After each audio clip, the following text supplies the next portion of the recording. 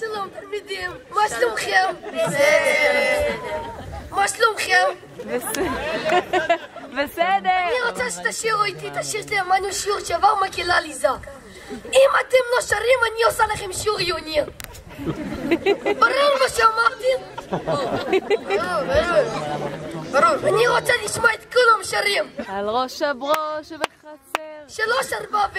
על ראש הברוש ובחצר, שמחה בעוגה, שם כל הציפורים בעיר הקימו מקהלה.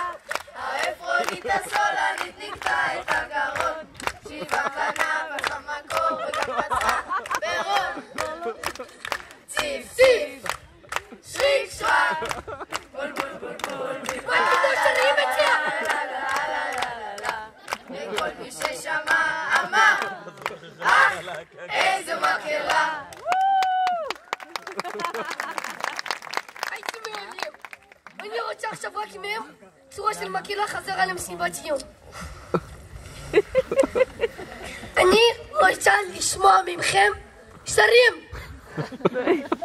זוכרים את המילים? כן.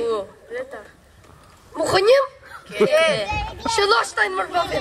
יונתן הקטן רץ בבוקר אל הגן, הוא טיפס על הרצף, הוא חיפש, אוי ואבוי לו לשובב, כדור במכנסיו, הוא טיפס על הרצף, הוא חיפש. פשוט מעולה, קקופוניה נהדרת, אני מתה, משהו מדהים.